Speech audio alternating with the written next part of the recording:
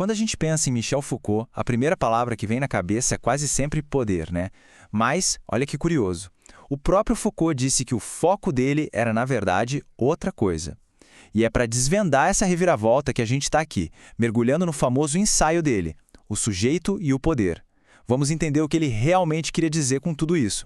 E tá aí a grande surpresa, nas palavras do próprio homem. Ele diz que por 20 anos, o objetivo dele não foi analisar o poder em si, mas como nós, seres humanos, somos transformados em sujeitos. Essa é a chave, sabe? A pecinha que abre todo o quebra-cabeça do pensamento dele.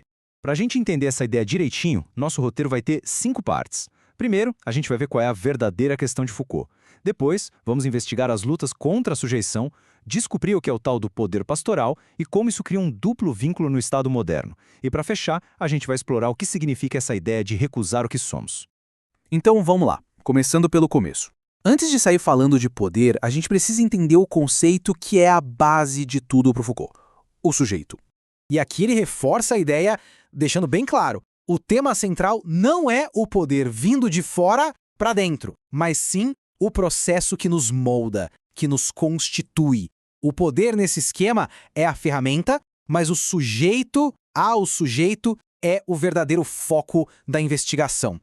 E o que é genial na escolha da palavra sujeito é o duplo sentido dela. Pensa bem, por um lado, ser sujeito significa estar sujeito a alguma coisa ou alguém, sabe? Controlado, dependente. Mas, por outro lado, também significa ser o sujeito de alguma coisa, como da sua própria identidade, ligado a si mesmo por uma consciência, por um autoconhecimento. O poder moderno joga nesses dois campos ao mesmo tempo.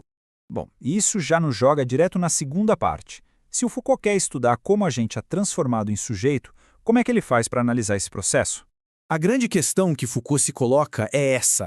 Se o poder não é uma coisa que a gente pega ou vê facilmente, como é que a gente pode sequer começar a analisar? Como a gente torna visível essas forças que nos moldam? E a resposta dele é simplesmente brilhante. Em vez de olhar o poder de cima para baixo, a partir do rei, do Estado, da lei, ele vira o jogo. Ele propõe olhar para as lutas, para as resistências, porque é justamente quando há resistência que as relações de poder ficam expostas, ficam visíveis. Faz todo sentido, né? E ao olhar para a história, Foucault identifica 3 tipos principais de lutas. Existem as lutas contra a dominação, seja ela étnica, social ou religiosa. Existem as lutas contra a exploração econômica. E tem um terceiro tipo, que para ele é o mais importante hoje: as lutas contra as formas de sujeição, aquelas que nos amarram a uma identidade específica. E aqui está o pulo do gato. Foucault percebe que na nossa época, as lutas mais importantes são essas contra a sujeição. São movimentos que não querem apenas tomar o poder, mas que questionam a nossa própria identidade. Elas contestam as caixinhas que nos colocam, seja de normal ou desviante, são ou louco. Ok, mas de onde veio esse tipo de poder que nos sujeita, que nos define? Para entender isso, Foucault nos convida para uma viagem no tempo. E com isso a gente entra na terceira parte da nossa análise. Ele encontra uma pista fundamental numa forma de poder muito antiga, que ele chama de poder pastoral. A metáfora é exatamente essa, a do pastor que cuida do seu rebanho. Uma técnica que foi desenvolvida e aperfeiçoada lá nas instituições cristãs.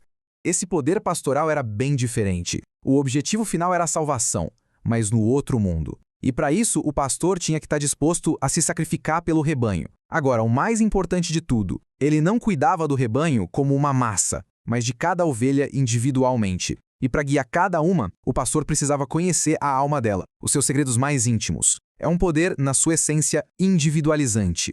Certo. Mas o que é que essa forma de poder religioso lá do passado tem a ver com o Estado moderno, com a nossa vida hoje?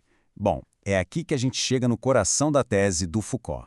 O que aconteceu foi que o Estado moderno pegou para si essa técnica pastoral. Só que o objetivo mudou.